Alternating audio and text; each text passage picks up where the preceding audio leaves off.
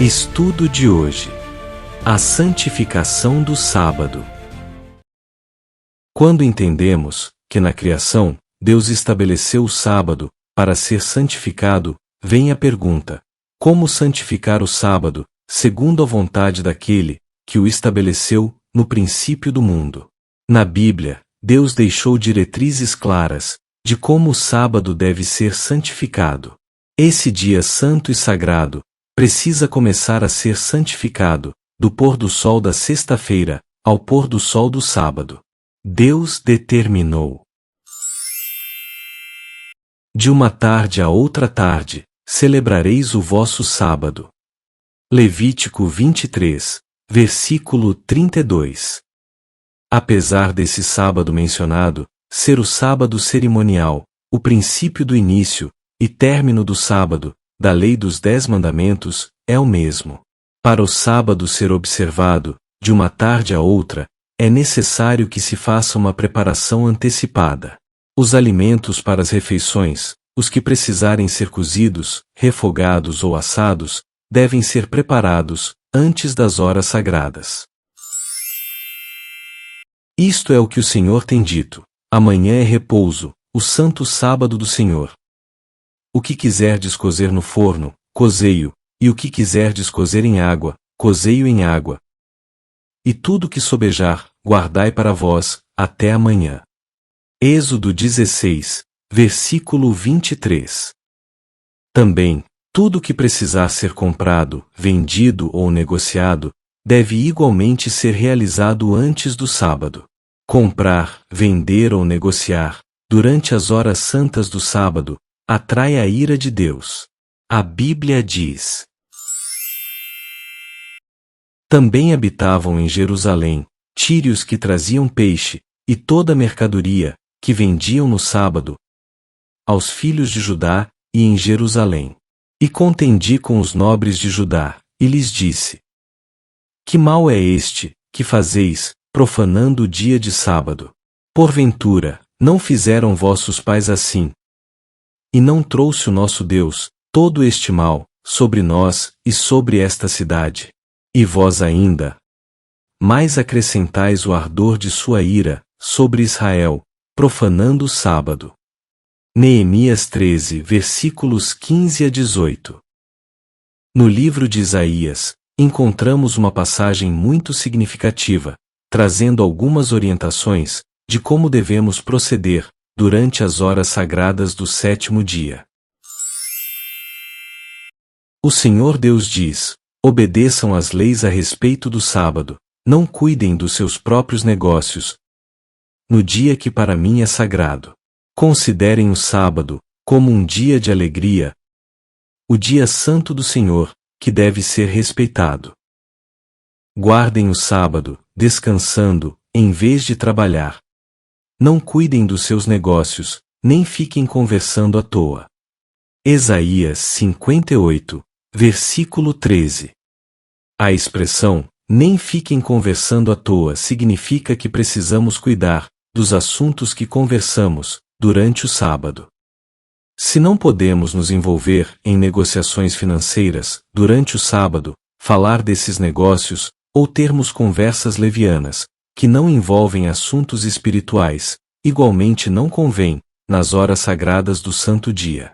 O fato de Deus condenar apenas os pensamentos envolvidos em negócios, em seu santo dia, é mencionado no seguinte texto: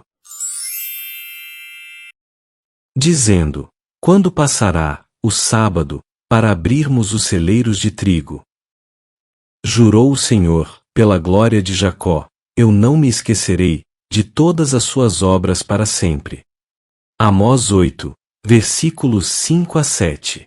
Em nossa experiência em santificar o sábado, surgirão situações em que vamos nos perguntar: posso fazer isso durante o santo sábado? Existe um princípio que nos ajuda nesta questão, e ele é o seguinte: se posso fazer antes ou depois do sábado, tal ação não deve ser feita durante o sábado.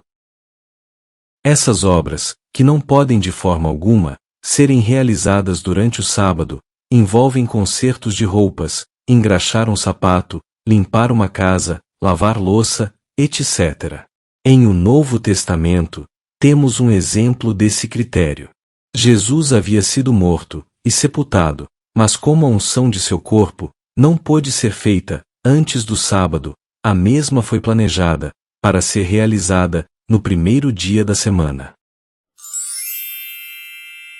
Então tirou o corpo da cruz e o enrolou num lençol de linho.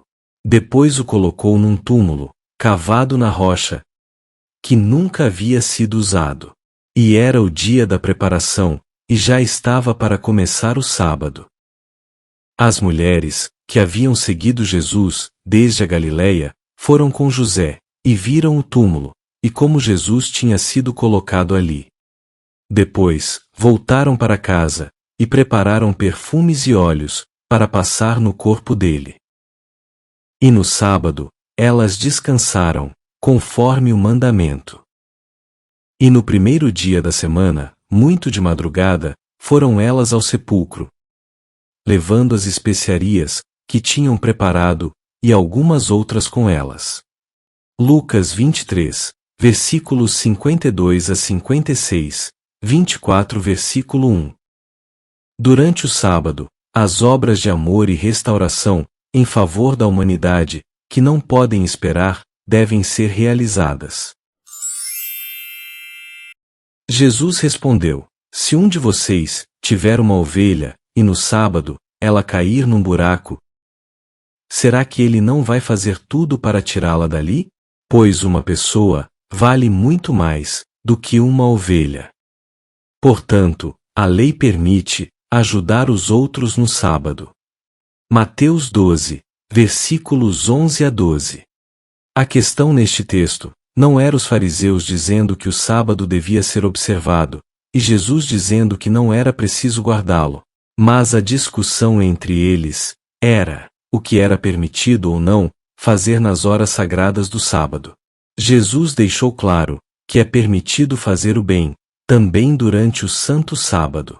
As horas do sábado podem ser usadas para fazermos o bem às pessoas, sem que sejamos recompensados financeiramente por estas ações.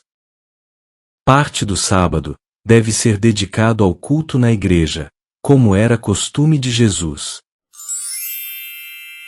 Jesus foi para a cidade de Nazaré, onde havia crescido. No sábado, conforme o seu costume, foi até a sinagoga. Ali, ele se levantou para ler as Escrituras Sagradas. Lucas 4, versículo 16.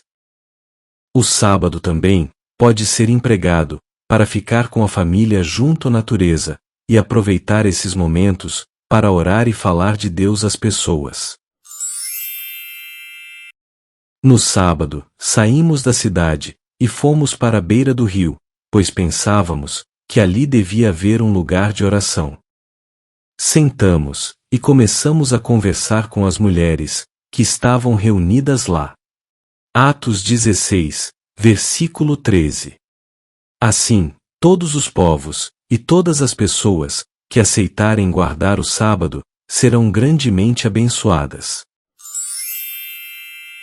E aos filhos dos estrangeiros, que se unirem ao Senhor, para o servirem, e para amarem o nome do Senhor, e para serem seus servos, todos os que guardarem o sábado, não o profanando, e os que abraçarem a minha aliança.